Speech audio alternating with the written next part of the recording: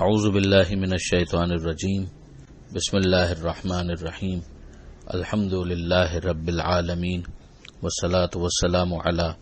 اشرف الانبیاء والمرسلین واہل بیتہ الطیبین الطاہرین المعصومین اما بعد۔ سورہ مبارکہ مائدہ آیت نمبر 76 سے آیت نمبر 82، 76 سے 82۔ بسم اللہ الرحمن الرحیم۔ قل اتعبدون من دون اللہ ما لا يملك لكم ضرا ولا نفعا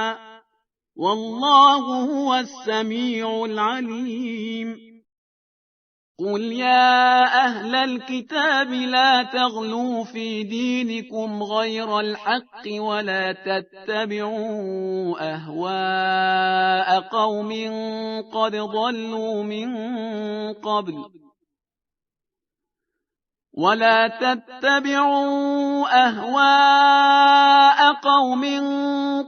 ضلوا من قبل وأضلوا كثيرا وضلوا عن سواء السبيل۔ لعن الذين كفروا من بني إسرائيل على لسان داود وعيسى بن مريم ذلك بما عصوا وكانوا يعتدون۔ كانوا لا يتناهون عن منكر فعلوه لبئس ما كانوا يفعلون۔ ترى كثيرا منهم يتولون الذين كفروا لبئس ما قدمت لهم أنفسهم أن سخط الله عليهم وفي العذاب هم خالدون۔ ولو كانوا يؤمنون بالله والنبي وما أنزل إليه ما اتخذوهم أولياء ولكن كثيرا منهم فاسقون۔ لتجدن أشد الناس عداوة للذين آمنوا اليهود والذين أشركوا ولتجدن أقربهم مودة للذين آمنوا الذين قالوا إنا نصارى ذلك بأن منهم قسيسين ورهبانا وأنهم لا يستكبرون۔ گزشتہ آیتوں میں ہم نے یہ دیکھا کہ قرآن مجید نے حضرت عیسیٰ علیہ السلام اور جناب مریم سلام اللہ علیہا کے بارے میں جو درست عقیدہ ہونا چاہیے اس کی وضاحت فرمائی، ان کا مرتبہ، ان کی عظمت، ان کا مقام وہ بھی سمجھایا، مگر ساتھ ہی ساتھ یہ بھی سمجھایا کہ وہ خدا نہیں تھے اور خدا کے ساتھ انہیں متحد سمجھنا یا خدا کا بیٹا سمجھنا، یہ تمام تر چیزیں نہ وقت یہ کہ غلط ہیں بلکہ ایمان کے منافی ہیں۔ اب یہاں پر پروردگار عالم ارشاد فرماتا ہے، قل،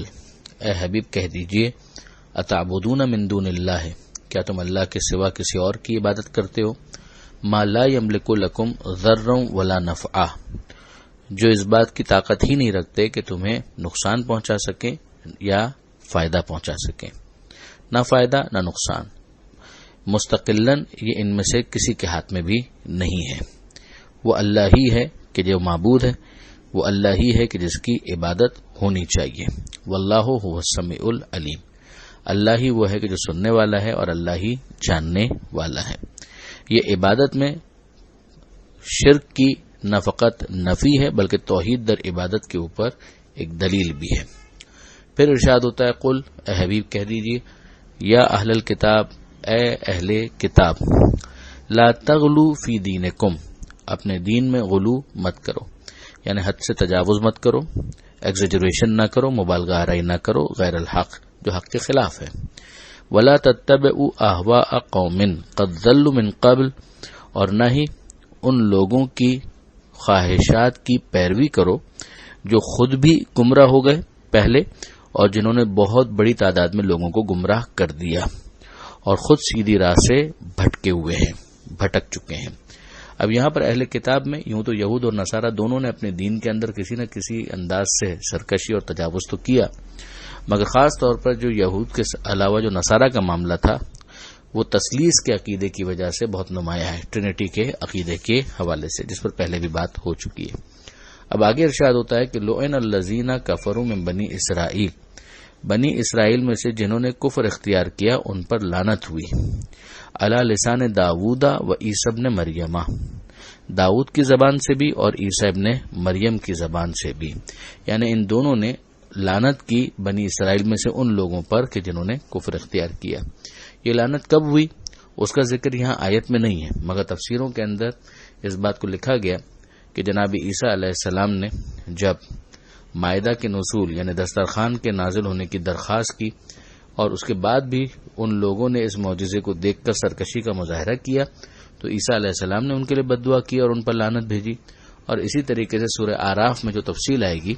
کہ شنبہ والے دن یعنی سیٹرڈے والے دن جو مچھلیوں کا ایک پورا معاملہ تھا جس کا اشارہ سورہ بقرہ میں ہو چکا ہے، تفصیل سورہ آراف میں آئے گی، تو اس قوم نے جو یہ تجاوز کیا تھا اور دین کو جو مذاق بنایا تھا تو حضرت داؤد علیہ السلام تھے کہ جنہوں نے لعنت کی تھی۔ پروردگار عالم یہ ارشاد فرماتا ہے کہ ذالک بما عصوا وکانوا یعتدون، یہ اس لیے ہوا کہ انہوں نے نافرمانی سے کام لیا اور وہ حد سے گزر جایا کرتے تھے۔ کانوا لا یتناہون عن منکر فعلوہ، وہ کسی برائی سے جو وہ کرتے تھے ایک دوسرے کو روکتے نہ تھے۔ اب یہ ظاہر ہے کہ امر بالمعروف اور نہی عن المنکر کے حوالے سے جو قرآن مجید کی پالیسی ہے کہ جہاں جس کے لیے جتنا ممکن ہو اس کو بہرحال دوسروں کو بھی نصیحت کرنی ہے اور دوسروں کو بھی نیکی کے کاموں کی طرف متوجہ کرنا ہے اور برائی کے کاموں سے روکنا ہے۔ البتہ اس کے اندر وہ اپنی جگہ پر ملوذ خاطر رہے کہ علم آنے کے بعد یہ کام کرنا ہے، ورنہ انسان اپنی جہالت کی وجہ سے معروف کو منکر اور منکر کو معروف سمجھنے لگتا ہے، جس کے نتیجے میں اصلاح کیا ہوگی اور زیادہ فساد کریٹ ہو جاتا ہے۔ تو یہاں پر یہ کہا جا رہا ہے کہ ان لوگوں کا جو طریقہ کار تھا بنی اسرائیل والوں کا، ان کا یہ طریقہ کار تھا کہ وہ کسی برائی سے جو وہ کرتے تھے ایک دوسرے کو روکتے نہ تھے۔ لبئس ما کانوا یفعلون، اور یہ کتنا برا طرز عمل تھا جو وہ اختیار کیے ہوئے تھے۔ اب یہاں پر ایک بہت اچھا استنتاج یا نتیجہ اخذ کیا ہے حضرت علامہ سید علی نقی صاحب نے۔ وہ فرماتے ہیں کہ یہی وہ چیز ہے جو زیارت امام حسین علیہ السلام میں بھی آئی ہے کہ لعن اللہ امتن قد سمعت بذالک فرضیت بہ، لعنت ان لوگوں پر بھی جنہوں نے اس قتل کو سنا، یہ ظلم جو امام حسین پر ہوا اس کو سنا اور اس پر راضی رہے۔ یہ بالکل قرآن مجید کی اس آیت کے مطابق ہے۔ یہاں بھی اسباب لعنت میں ظلم و تعدی کے ارتکاب کو الگ بیان کیا گیا ہے اور اسے الگ کہ وہ برائی سے مانے نہ ہوتے تھے۔ یہ ان لوگوں کے مورد غضب ہونے کا سبب ہے جو خود جرم کے مرتکب نہ بھی ہوئے ہوں۔ اس کے بعد جو آیت ہے اس میں ارشاد ہوتا ہے کہ ترى كثيرا منهم يتولون الذين كفروا، تم دیکھو گے ان میں سے بہت سوں کو کہ وہ کافروں سے تولا رکھتے ہیں،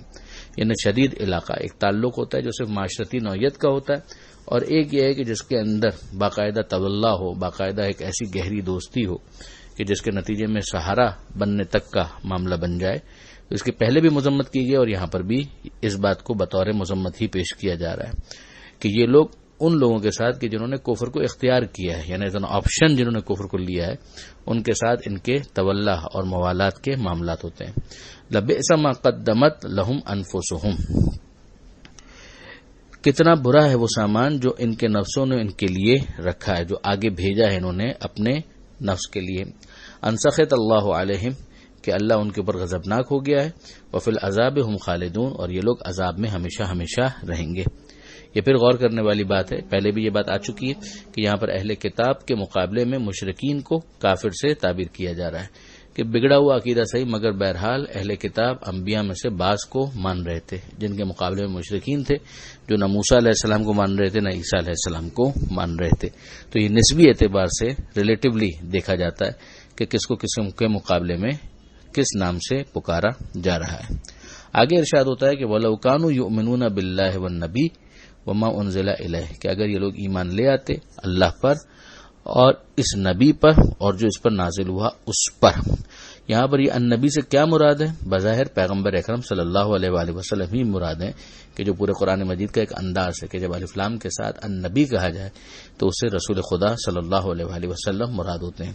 کہ یعنی یہ اگر بظاہر ایمان کا لبادہ اڑ کر آ بھی گئے ہیں تو یہ ان کا نفاق ہے۔ اگر یہ واقعی ایمان لا چکے ہوتے اللہ پر اور اس نبی پر اور ان پر جو نازل ہوا ہے اس پر بھی یہ ایمان لا چکے ہوتے تو متخذوہم اولیاء، تو وہ ان کو اپنا ولی سرپرست نہ بناتے۔ ولکن کثیرا منہم فاسقون، مگر ان میں سے زیادہ تر افراد بد اعمال ہیں۔ اس کے بعد جو آیت ہے، آیت نمبر 82، اس میں ارشاد ہوتا ہے کہ لَتَجِدَنَّ أَشَدَّ النَّاسِ عَدَاوَةً لِلَّذِينَ آمَنُوا الْيَهُودَ وَالَّذِينَ أَشْرَكُوا، یا یقیناً تم سخت ترین دشمن مسلمانوں کا پاؤ گے یہودیوں کو اور مشرکین کو۔ وَلَتَجِدَنَّ أَقْرَبَهُمْ مَوَدَّةً لِلَّذِينَ آمَنُوا الَّذِينَ قَالُوا إِنَّا نَصَارَىٰ، اور سب سے زیادہ مسلمانوں سے محبت میں قریب پاؤ گے انہیں جو کہتے ہیں کہ ہم عیسائی ہیں۔ کیوں ایسا ہوگا؟ قالوا انا نصارى ذلك بان منهم قسیسین ورهبانا، اس لیے کہ ان کے اندر قسیس بھی ہیں اور رہبان بھی ہیں۔ قسیس یعنی ان کے پادری، اور رہبان جو ان کے راہب ہیں، تارک دنیا۔ وانهم لا يستكبرون، اور یہ لوگ غرور اور تکبر سے کام نہیں لیتے۔ اب اس کی جو تشریح ہے، قدیم تفاسیر میں یہ وارد ہوا ہے کہ یہ آیت اس واقعے کے پس منظر میں اتری کہ مکہ میں بہت مسلمان مشرکین کی ایذا رسانیوں کی بنا پر جب حکم رسول صلی اللہ علیہ وآلہ وسلم سے ہجرت کر کے حبشہ چلے گئے، جسے پہلی ہجرت شمار کیا جاتا ہے، تو نجاشی جو بادشاہ حبشہ تھا اس نے حقیقت پسندی سے کام لے کر انہیں اپنے یہاں پناہ دی اور ان کے ساتھ حسن سلوک سے کام لیا۔ اسی لیے بمقابلہ مشرکین عیسائیوں کی تعریف کی گئی۔ یہ پیغمبر اکرم صلی اللہ علیہ وآلہ وسلم کی سیرت میں جتنی جنگیں ہوئی ہیں اس میں بھی ہم دیکھتے ہیں کہ عیسائیوں کے ساتھ معاملہ عام طور پر اسلحے تک نہیں پہنچا۔ جو معاملہ ان تک پہنچا بھی تو زیادہ روحانی جو جنگ ہوئی ہے وہ مباہلے کے میدان میں ہوئی، کہ جب انہوں نے اسلحہ نہیں اٹھایا تو پھر ادھر سے بھی اسلحہ نہیں اٹھایا گیا، جو ایک بات ثبوت کے طور پر پیش کی جا سکتی ہے کہ اسلام دفاع کے لیے اسلحہ اٹھانے کی ترغیب دیتا ہے۔ مگر دوسری طرف ہم دیکھتے ہیں کہ بدر ہو تو مشرکین مقابلے پر ہیں، اسی طریقے سے احد ہو تو مشرکین مقابلے پر ہیں، خیبر ہے تو اس کے اندر یہود مقابلے پر ہیں، اسی طرح سے جو خود مدینہ منورہ کے اندر یہودی آبادیاں تھیں، بنی نذیر، قینقاع اور قریظہ، یہ سارے کے سارے کسی نہ کسی طریقے سے مسلمانوں کے خون میں اور خون بہانے میں انوالو رہے۔ لہذا اس سیرت کے واقعات کے کانٹیکس میں دیکھیں تو یہ آیت بالکل سمجھ میں آ جاتی ہے۔ ظاہر ہے کہ اس سے یہ لازم نہیں آتا کہ قیامت تک ہر ملک اور ہر دور کے عیسائیوں پر یہ صادق ہے کہ وہ دوسروں سے زیادہ مسلمانوں کے خیر خواہ ہوں، بلکہ دنیا کی سیاسی کروٹوں میں وہ وقت آ سکتا ہے جب مسلمانوں کے دشمن نمبر 1 یہی افراد ثابت ہوں۔ اب کیس ٹو کیس پھر دیکھنا پڑے گا۔ پھر ذہن میں رکھیے کہ ایک ہے سہارا بنا لینا، ایک ہے وہ شدید تعلق پیدا کر لینا، اس کو منع کیا جا رہا ہے۔ پھر اس کے بعد معاشرتی معاملات ہیں، اس کے اندر کوئی حرج نہیں جب تک ان کا ایٹیچیوڈ ہاسٹائل نہ ہو۔ پھر اس کے اندر یہ بھی دیکھا جائے گا کہ کون ہے کہ جو